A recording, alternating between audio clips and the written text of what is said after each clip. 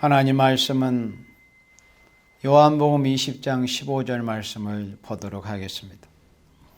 예수께서 가라사대 여자여 어찌하여 울며 누구를 찾느냐 하시니 마리아는 그가 동산직인 줄로 알고 가로되 주여 당신이 옮겨갔거든 어디 두었는지 내게 이르소서 그리하면 내가 가져가리이다.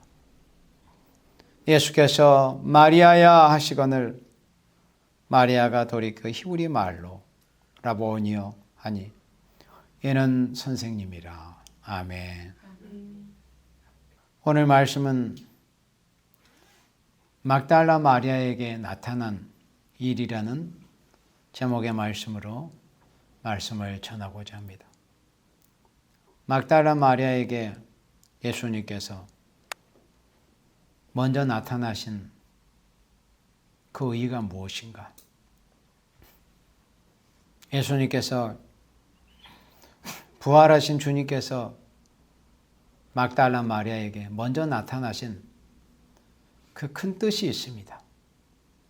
그것은 첫째로 그 막달라 마리아의 가장 간절한 소원을 먼저 풀어주시겠다는 그런 목적이었습니다. 막달라 마리아와 다른 여인들이 물론 예수님께서 부활하셨을 것이라는 것에 대해서는 믿지는 못하고 있었지만은 그래도 예수님의 시신에 향품이라도 발라드리겠다는 그런 애틋한 사랑의 마음을 가지고 안식일이 지나서 새로운 날이 그러니까 주일이 밝아오기를 기다렸던 겁니다. 그래서 이제 우리로 하자면 이 부활주일 새벽 미명에 막달라 마리아와 다른 여인들이 예수님이 장사되신 그 아리마대 요셉에 의해서 준비되었던 그 무덤에 이르렀습니다. 그런데 자기네들의 예상했던 것과는 전혀 다른 상황이 벌어졌던 겁니다. 그 엄청난 그 사건을 자기네들의 눈으로 목도를 하게 된 겁니다. 그들은 예수님이 장사된 그 무덤으로 갈 때 걱정이 있었어요. 그 무덤 입구를 막았던 그 큰 돌은 도대체 누가 옮겨 주어서 우리가 그 무덤 안으로 들어가서 예수님의 시신에 우리가 준비해간 이 시신, 이 향품을 발라드리고 그런 걱정이었어요. 그런데 그들의 걱정은 기우였습니다.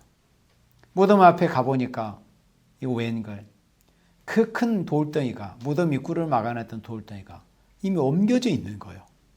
근데 얼마나 깜짝 놀랐겠어요. 그리고 그들은 그 반짝반짝 빛나는 그 두려운 모습으로 사람의 모습, 청년의 모습이긴 하였지만 그 두려운 천사의 모습을 그들이 보았습니다. 그래서 너무 두려웠습니다.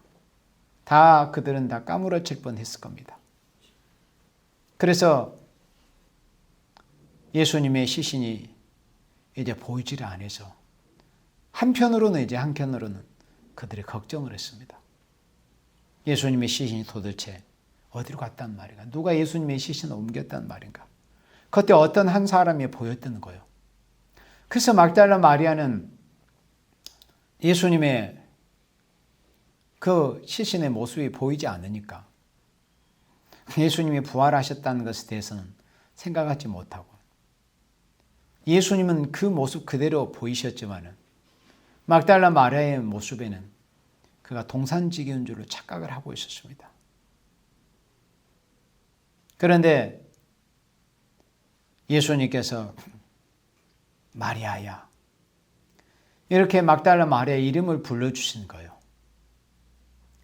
그때서야 비로소 막달라 마리아는 자기 앞에 서신 분이 동산지기가 아니고 자신의 주인이신 주님이신 예수님이신 것을 그제서야 이제 알게 된 겁니다. 그러면은 그때 당시에 유력한 이제 훗날 사도가 되었던 그 사도들도 있었고 열심히 있는 사람들도 여럿 있었지만 왜 이 막달라 마리아에게 가장 먼저 그 부활하신 예수님의 그 영광스러운 부활의 존재를 그때 당시에 사람들의 기준으로 하자면 하잘것없는 보잘것없는 그런 여인이었죠. 우리가 지금 어떤 사람의 빈부귀천을 논하는 이게 아니고 그때 고대 시대에 그 막달라 마리아는 귀신 들린, 그것도 7 귀신이 들려서 사람들에게 사람 취급을 받지 못하고 있었던 그런 여인이었습니다. 그런데 예수님이 그 막달라 마리아에게서 7 귀신을 쫓아내주시고 그로 하여금 사람답게 살 수 있도록 예수님께서 고쳐주셨던 그런 여인이었습니다. 그러니 예수님을 사랑하고 예수님을 따라다녔던 여러 사람들, 남자들도 있었고 여인들도 있었겠지만 누구보다도 예수님을 사랑했던 여인이 바로 막달라 마리아였습니다. 예수님께서 그 시몬, 바리새인 시몬에게 비유를 들어서 말씀하시면서 500데나리온 탕감받은 사람이 더 사랑하는 사람이냐, 50데나리온을 탕감받은 사람이 더 사랑하는 사람이냐, 그렇게 질문하신 적이 있었던 것처럼 그 막달라 마리아는 그만큼 예수님에 더 많은 빚을 자신이 졌다, 더 많은 사랑을 받았다, 그것을 늘 감사하게 생각하고 있었던 그 여인이 바로 막달라 마리아였습니다. 그래서 예수님이 부활하실 것에 대한 그런 믿음은 가지고 있지는 않았지만 예수님이 살아계실 때 자신에게 대해서 예수님께서 어떤 사랑을 베풀어 주셨는가, 그 사랑에 그저 감사했던 거예요. 그래서 그 감사한 그 마음을, 예수님을 정말 사랑했던 그 사랑의 그 표현을 시신으로 누워 계신 그 예수님의 몸에 자신들이 정성껏 준비한 그 향품이라도 발라드리고자 그런 중심으로 예수님이 묻히신 그 무덤으로 갔던 겁니다. 그러니까 사람은 다 입으로는 사랑을 많이 말하고 또 사랑의 맹세를 많이 말을 하고 사랑에 대해서 이렇다 저렇다 논하기도 합니다만은 사랑이라는 것은 이 막달라 마리아의 모습에서 우리가 사랑이 뭐라는 것을 큰 교훈을 우리가 얻을 수 있는데, 사랑이라는 것은 자신이 어떤 아무런 그 사랑의 대상에 대해서 어떤 소망이 보이지 않는다 할지라도, 또 어떤 기대를 할 수 없는 상황이라고 할지라도 자신이 그런 상황이 되기 전에 자기가 받았던 그런 사랑, 그 은혜를 잊지 않고 간직하고 그것을 꾸준히 지속해서 보여주는 그런 모습이 정말 고결한 사랑이로구나 하는 것을 이 막달라 마리아의 모습에서 우리는 큰 교훈을 얻을 수 있습니다. 만약에 막달라 마리아가 예수님의 부활을 확실히 믿는 상태에서 갔다면, 그래 예수님 부활하셨으면 예수님 부활해서 네가 그래 칭찬이라도 받을 수 있겠지, 그렇게 생각할 수도 있어요. 그런데 오히려 물론 예수님의 부활하신 것을 믿지 않는 것에 대해서는 그런 흠결은 있지만 그래도 예수님께서 부활하실 것이라는 것에 대한 그런 큰 기대는 가지고 있지는 않았지만 예수님이 살아계시는 동안에 자신에게 대해서 어떠한 은혜를 베풀어 주시고 사랑을 베풀어 주신 것에 대해서 그것을 잊지 못하는 거예요. 그래서 그 사랑을 예수님이 죽으셨지만은 그 죽은 시신이라도 자신의 예수님을 향한 그 애틋한 사랑을 표현하고 싶었던 거예요. 그리고 우리 기독교인들의 예수님을 사랑하는 모습, 또 예수님이 사랑하시는 사람들을 사랑하는 모습이 바로 그 막달라 마리아와 같은 그런 모습이 보여줘야 되는 거예요. 그 사람에게 대해서 제가 몇 주 전에도 한번 설교했었잖아요. 그 사람에 대해서 어떤 큰 기대, 내가 당신에게 너에게 이런 것을 베풀어 줄지라도 어떤 반대의 것들을 내가 받지 못한다 할지라도 사랑은 애초에 그런 걸 기대하고 하는 것은 절대 사랑이 아니에요. 어떤 반대의 것들을 바라고 하는 것은 절대 그건 사랑이 아닙니다. 그건 거래입니다. 거래. 사랑이라는 것은 그걸 바라지 않고 그냥 예수님께서 우리에게 값없이 사랑을 베풀어 주셨기 때문에 그 사랑을 받은, 예수님께 그 사랑을 받은 우리 그리스도인들도 꼭 그처럼 어떤 상대에게 베풀어 주신 우리가 사랑을 베풀 때 어떤 그 반대 것들을 바라지 않고 보상을 바라지 않고 행하는 그 사랑이 참된 사랑 아닙니까? 근데 바로 막달라 마리아에게서 그런 사랑이 부어졌던 거예요. 자기가 예수님에 대해서 받은 그 사랑을 결코 자신은 잊을 수 없다는 거예요. 그래서 그 사랑을 표현하려고 예수님이 시신으로 놓으신 그 무덤으로 갔지만 예수님은 이미 부활을 하셨던 겁니다. 부활주일 새벽에. 그래서 이 막달라 마리아에게 다른 여러 사도와 여인들도 있었지만 가장 먼저 이 막달라 마리아에게 그 영광스러운 부활의 존재를 이 막달라 마리아에게 부어주신 거예요. 이거는 정말 엄청난 일입니다. 예수님이 부활하신 이 영광스러운 몸을 그때 당시에 많은 사람들도 있었고 예수님을 추종했던 많은 사람도 있었지만은 오직 유일하게 이 한 생명에게 막달라 마리아가 가장 먼저 보이신 거예요. 왜? 그 막달라 마리아의 그 중심을 아셨거든요. 그 애틋한 사랑. 정말 예수님의 시신이라도 배웠고 예수님의 시신에 내가 향품이라도 발라드려야 되겠다는 예수님을 배우고 싶은 그 가장 간절한 그 소원을 풀어주고 싶은 그런 목적으로 이 막달라 마리아에게 예수님이 제일 먼저 그 영광스러운 부활하신 몸을 보여주셨던 거예요. 그리고 두 번째는 그 예수님의 겸손하신 모습을 보여주신 겁니다. 막달라 마리아에게 가장 먼저 부활하신 모습을 보여주신 그 큰 의의의 두 번째는 예수님이 얼마나 겸손하신 분이라는 것을 보여주신 거예요. 그러니까 예수님이 부활하신 그 일은 인류 역사에 있어서 가장 영광스러운 일이 아닙니까? 우리 죄인된 인간들이 마땅히 우리가 죄의 싹수를 받아서 영원한 사망에 던져져야 되는데 그 사망의 저주를 깨뜨려 버리시고 예수님이 생명으로 부활하신 그 부활 얼마나 영광스럽고 역사적인 부활입니까?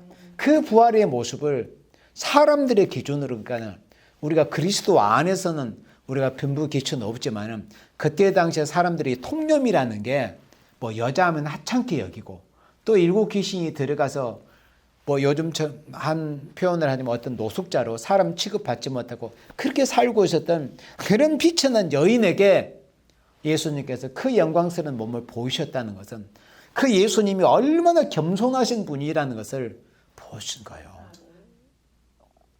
웬만한 사람 같았으면 내가 부활했으니까 뭐 왕한테 가서 보이든지 세상 어떤 권세자들 또 많은 다수 제중한테 내가 이렇게 부활했노라 이렇게 그런 의기양양한 모습을 보이면서 그렇게 권세를 떨칠 수도 얼마 안 돼 있는 권세가 예수님께는 있었지만은 가장 사람들이 비천하게 여겼던 그런 이 막달라 마리아에게 예수님께서 당신의 그 부활하신 영광스러운 그 존재를 보이셨어요.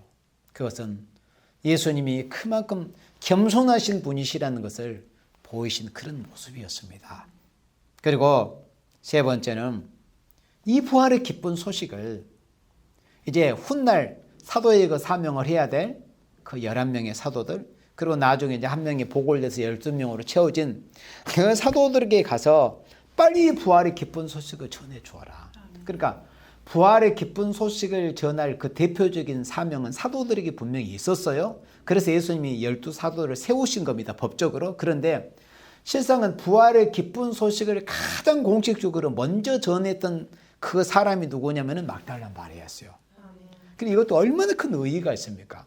정말 일곱 귀신이 들려가지고 사람 노수를 제대로 하지 못하고 사람들에게 사람 대접을 받지 못하고 그 비천한 여인이 그 엄청난 예수님의 부활의 기쁜 소식을 전하는 제1호 부활의 기쁜 소식을 전해주는 최초의 그런 메신저 최초의 부활의 기쁜 소식을 전해주는 그런 기쁜 소식의 전달자가 되었던 거예요.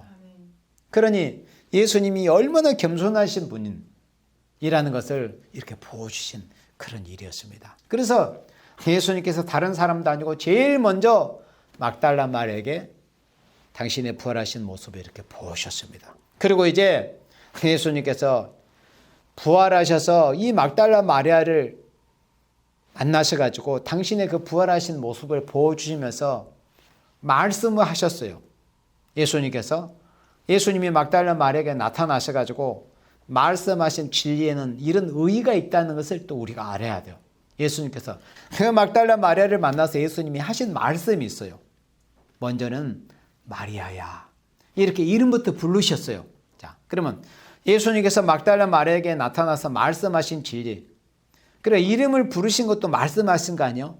제일 먼저 부활하신 예수님께서 막달라 마리아를 만나서 제일 먼저 하신 말씀이 다른 말씀이 아니었어요. 바로 마리아야 이렇게 불러주셨습니다. 마리아야 이렇게 불러주셨어요. 부활하신 주님께서 이 막달라 마리아를 먼저 부르신 이유가 있습니다. 막달라 마리아를 먼저 불렀어요. 막달라 마리아가 예수님을 먼저 알아보지 못했어요. 그는 여전히 동산직인 줄로만 그렇게 착각하고 있었습니다. 똑같은 예수님으로, 예수님의 모습으로 보이셨는데 막달라 마리아야 이렇게 부르신 그 첫째 이유가 있어요. 그것은 인간이라는 것은 참 눈이 있어도 바로 보지 못하는 것이 인간입니다. 그래서 눈이 있어도 바로 보지 못하는 인간에게, 사람에게 바로 볼 수 있도록 해주시기 위해서 예수님께서 마리아라고 이렇게 이름을 부르셨습니다.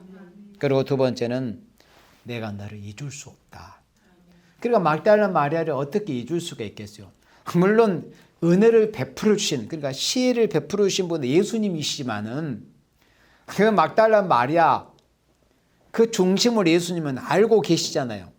예수님은 무덤에 계셨지만 모든 것을 다 알고 계시잖아요. 전능하신 분이시기 때문에 몸은 육체는 무덤에 시신으로 누워 계셨지만은 그래서 그 막달라 마리아가 다른 제자들 뭐 훗날 사도가 된 그런 제자 남자 제자도 있었고 많은 사람들도 있었지만은 그가 몇몇 여인들과 성모 마리아와 또 다른 몇몇 여인들과 왔지만은 그 중에서 특별히 예수님을 정말로 중심으로 가장 사랑했던 여인, 그리고 예수님을 배우기를 가장 절실하게 사모했던 그 여인이 누구인가는 예수님을 알고 계셨어요.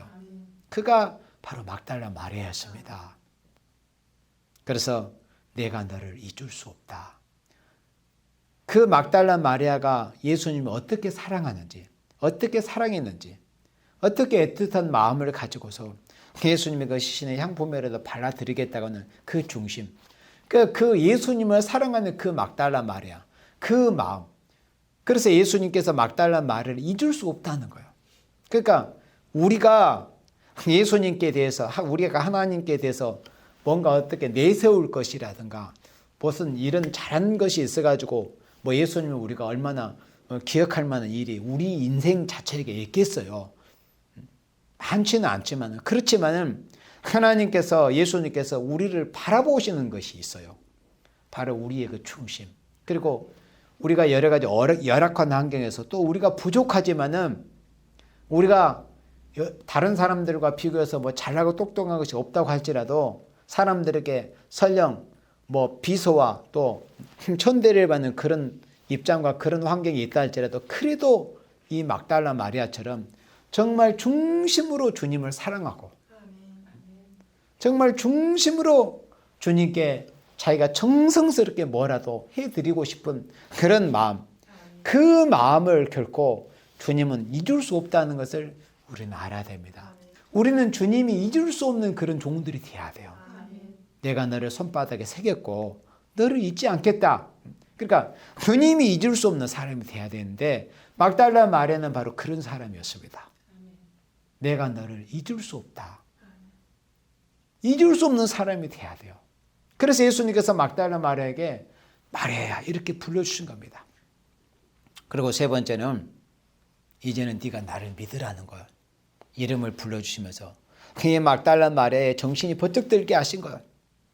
네가 지금까지는 예수님을 사랑하는 마음이 있긴 있었지만은 진짜 중요한 건 뭐였어요? 예수님이 부활을 믿어야 되는 거잖아요. 우리가 어떻게 인간적으로 남을 사랑하고 뭐 그런 것도 좋은 거지만은 우리가 그보다 더 중요한 게 뭐냐면 진리를 믿는 거예요. 하나님이 하신 일을 그대로 믿어야 되는 거. 그게 더 중요한 거예요. 그래서 이제는 네가 나를 믿어라. 그리스도께서 예고하신 대로 죽음을 이기시고 삶만 이렇게 부활하셨다. 그리고 이제 죄인된 인생, 영원히 죽을 수밖에 없는 인생들에게 영원한 생명을 줄 수 있게 되었다. 그것이 바로 예수님의 부활이다. 그러니 이제는 네가 나를 믿어라. 부활하신 그리스도 예수님을 믿으라는 거예요. 그런 의미에서 예수님께서 막달라 마리아에게 얼마나 사랑스러운 음성으로 마리아야 이렇게 불러주신 겁니다. 예수님이 우리 그리스도인들 중에서는 자기가 힘들고 어려울 때 예수님 저 이름만 한번 불러주세요. 그렇게 기도하는 사람들도 많이 있을 겁니다. 실제로 그럴 거예요. 그러면 예수님께서 내 이름을 부르신 것이 예수님이 이름을 부르시는 것이 당장에 큰 어떤 돈이 생긴 거나 엄청난 무슨 일이 벌어지고 문제가 해결되고 그렇지 않을지라도 예수님이 설령 내 이름을 한번 부르신다면 우리 인생에게는 얼마나 큰 위로가 되겠어요. 그리고 자신이 이 땅에 사는 날 동안에 하나님을 경외하는 그런 삶 속에서 자신에게 얼마나 큰 신앙의 자산이 되겠습니까? 예수님이 내 이름을 부르셨어. 내 이름을 불러. 그래서 이름이란 것은 부르라고 있는 게 이름 아닙니까? 예수님이 이렇게 마리아를 불러주신 겁니다. 내가 너를 잊을 수 없다. 사랑하는 딸아. 그 이름 한번 불러주는 게 그렇게 위로가 되는 거예요. 예수님께서 그래서 마리아에게 이렇게 이름을 불러주셨습니다. 우리 인생이라는 것은 아무리 간절한 마음이 있다고 할지라도 우리 주님께서 찾아오셔가지고 눈을 열어주시고 귀를 열어주시고 마음을 열어주셔야만이 우리 인간은 볼 수 있고 들을 수 있고 깨달을 수 있는 거예요. 그래서 예수님이 먼저 이름을 불러주셨습니다. 마리아야 이렇게 불러주셨습니다. 그 다음 17절에 예수께서 이르시되 나를 만지지 말라. 내가 아직 아버지께로 올라가지 못하였노라. 막달라 마리아는 너무 기쁜 나머지 예수님의 옷자락을 덥석 만지려고 했습니다. 그러나 아무리 예수님이 사랑하셨던 마리아요, 또 아무리 예수님을 사랑했던 마리아지만은 예수님이 그것만큼은 허락하시지 않았습니다. 왜? 나를 만지지 말라고 하셨습니다. 예수님께서 이르시되 말씀하시기를 나를 만지지 말라. 그 이유가 뭐였어요? 내가 아직 아버지께 올라가지 못했다. 그러니 잠시 나를 만지는 것은 후로 미뤄라. 지금은 아니다. 나를 만지지 말라. 이렇게 예수님이 부활하셔서 제일 먼저 막달라 마리아에게 나타나셔가지고 말씀하신 진리의 두 번째는, 처음은 뭐예요? 마리아라고 이름을 부르셨다고 그랬어요. 두 번째는 뭐예요? 나를 만지지 말라고 이렇게 말씀하셨습니다. 이 말씀의 의미가 뭡니까? 부활하신 후에 누가 먼저 감히 인생으로서는 예수님을 만질 수가 없습니다. 왜냐? 하나님 아버지께 올라가서 저 높고 높은 셋째 하늘에 지극히 영광스러운 보좌 위에 자정해 계신 아버지 앞에 올라가셔가지고 그 부활하신 몸을 먼저 보이시고 만왕의 왕으로 축복을 받으신 다음에, 그리고 나서 이제 제자들에게 나타나셔서 당신의 그 부활하신 몸을 보이시고 만져볼 수 있게 이렇게 허락을 하셔야 이것이 바로 순수했던 거예요. 그래서 그 부활하신 몸을 결코 아무리 예수님이 사랑하셨고 또 예수님을 사랑하는 그 막달라 마리아였지만은 예수님을 만지는 것은 이때는 허락하시지 않았습니다. 예수님의 부활하신 몸은 영체의 몸이잖아요. 그래서 그날 당일날 저 높고 높은 하늘 영광 보좌에 자정해 계신 예수님 하나님 아버지께 올라가서 하나님 아버지를 배웠고, 그리고 그날 저녁에 제자들이 유대인이 무서워서 문을 걸어 잠그고 있던 그 장소에 예수님이 문을 걸어 잠궈 놨는데 예수님이 나타나셨잖아요. 그래서 예수님은 영체의 몸을 가지셨어요. 영체의 몸이란 시공간을 초월하는 몸이에요. 우리가 이 첫째 하늘, 우리 눈에 보이는 이 첫째 하늘, 이 우주라고 일컫는 첫째 하늘만 생각해도 얼마나 광활합니까? 빛의 속도로 수억 년을 가야 끝이 있을까 말까 그렇게 사람들이 상상 추정만 하고 있는데, 그런데 첫째 하늘을 지나서 또 그 다음에 물로 덮여있는 둘째 하늘을 지나서 그 다음에 셋째 하늘까지 올라가서 하나님을 뵙고 그날 오신 거예요. 그러니까 바로 영체의 몸이기 때문에 이렇게 가능한 겁니다. 예수님의 부활하신 몸. 이렇게 해서 예수님께서 바로 그날 저녁에 이제 제자들에게 나타나셔서 당신이 부활하셨다는 것을 이렇게 친히 이제 보신 그런 일이 있었습니다. 그러나 바로 부활하신 그 아침 첫날 처음 나타나셨던 그 막달라 마리아 앞에, 막달라 마리아에게는 예수님께서 당신의 몸을 만지지 말라고 이렇게 말씀을 하시고, 그리고 이 부활의 기쁜 소식을 제자들에게, 사도들에게 가서 전해주라.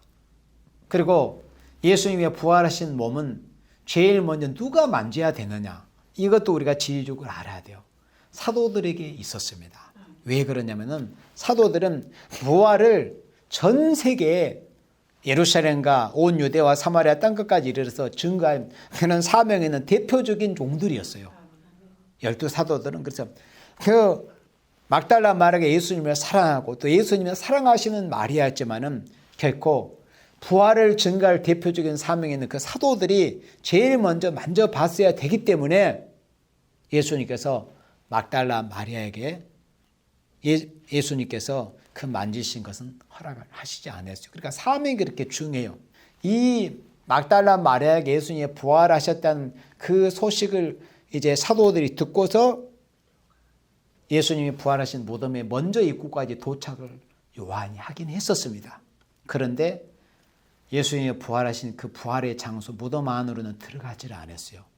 그건 사람이 생각에 뭐 여러 가지 생각할 수 있지만 그것이 하나님의 뜻이었어요. 왜?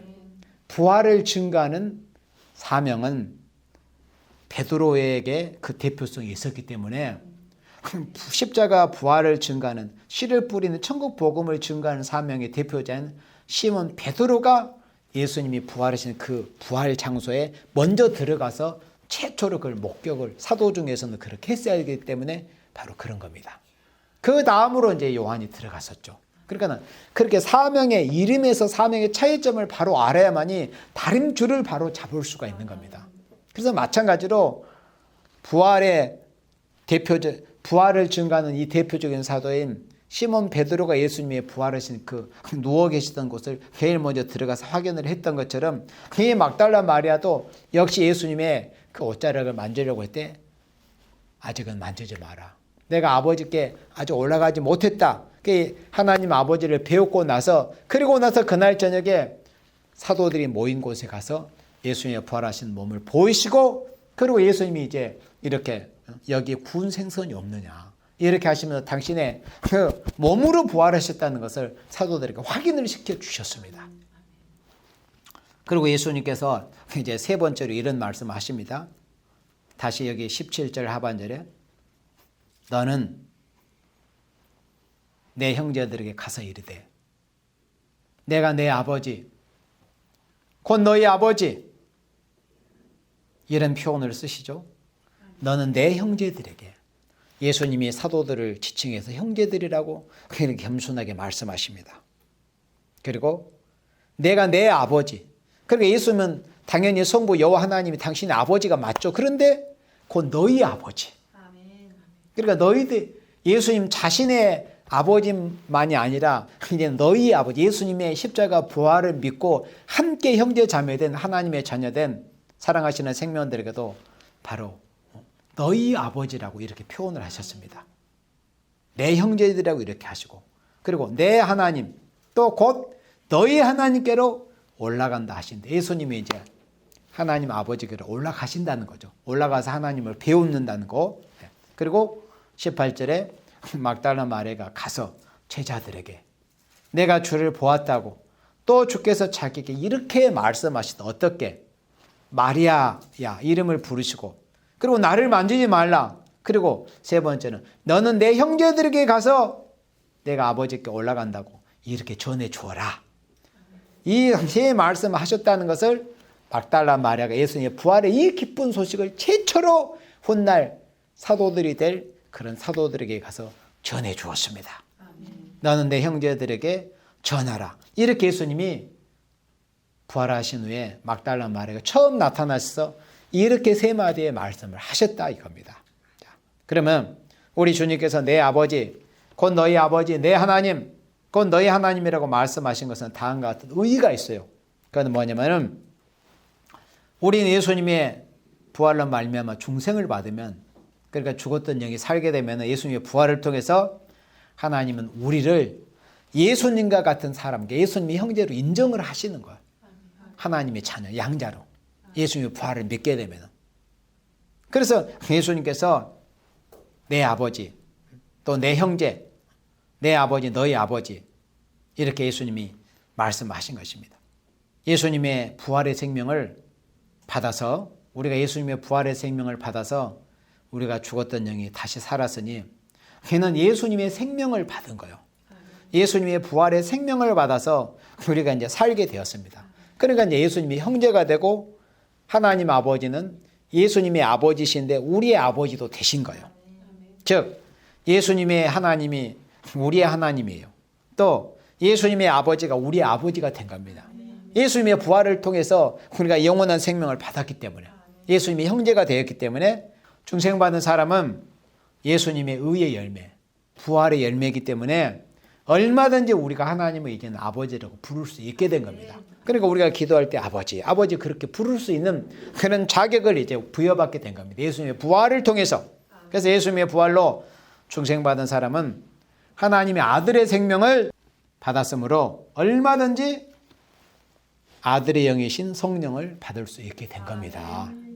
예수님의 부활의 생명을 받은 생명들은 이제 얼마든지 아들의 영이신 성령을 받을 수 있게 되었다. 그래서 아버지께서 아들 예수님의 이름으로 보내시는 성령을 우리가 받을 수 있게 된 겁니다.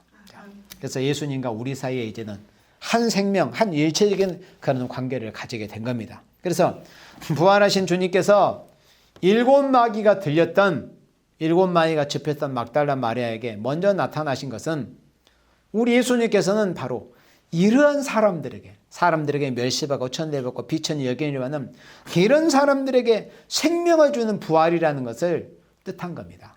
예수님께서 막달라 마리아에게 이렇게 먼저 나타나신 것은, 그리고 예수님은 누구든지 외모를 보지 않고 중심을 보신다는 것을 겸손하게 그렇게 보여준 겁니다. 그리고 부활을 증거할 사명이 있는 사도들에게 이 소식을 전하여 주라고 하신 거예요. 그래서 예수님이 부활하셔가지고 제일 먼저 막달라 마리아에게 나타나신 그 의의가 바로 이 세 가지입니다. 예수님의 부활은 바로 이러한 사람들에게 생명을 주는 부활이라는 것을 뜻했고, 그리고 예수님은 누구든지 외모를 보지 않고 중심을 보신다는 걸 뜻했고, 그리고 부활을 증거할 사명이 있는 사도들에게 예수님이 부활하신 이 기쁜 소식을 빨리 가서 전해줘라, 이런 의미에서 막달라 마리아에게 제일 먼저 나타나셔서 말씀을 하셨다 하는 말씀입니다. 자, 이제 오늘 우리들에게도 예수님께서 막달라 마리아 같은 우리에게도 예수님이 찾아오셨잖아요. 찾아오셔가지고 우리가 부활을 믿게 해주셨습니다. 그리고 이제는 우리가 예수님의 부활을 믿고 부활을 증거하는, 이미 이루어진 예수님의 십자가 부활을 믿고 또 증거하는 사명만을 하게 하시는 것뿐만이 아니라, 이제는 예수님의 부활을 믿고 우리가 예수님의 부활을 통해서 우리 몸에 이제는 죽었다가 다시 살기도 하는 생명들도 있고, 또 예수님의 부활의 생명을 받아가지고 죽음을 보지 않고 살아서 우리가 예수님을 맞이할 수 있는 그런 생명들도 앞으로 있게 된단 말이죠. 그러니까 예수님의 부활의 생명을 받은 우리들은 이미 이루어진 예수님의 부활을 증거하기도 하면서, 이제는 다시 오실, 우리가 살아서 우리가 예수님을 맞이하는 다시 오실 재림 주님을 증거하는 사명을 우리에게도 주셨기 때문에, 예수님의 부활의 생명을 받은 우리들은 이제는 다시 오실 예수님의 재림을 증거하는 일에 우리가 사명을 감당할 수 있는 우리 모두가 되어지기를 주님의 이름으로 축원합니다. 아멘.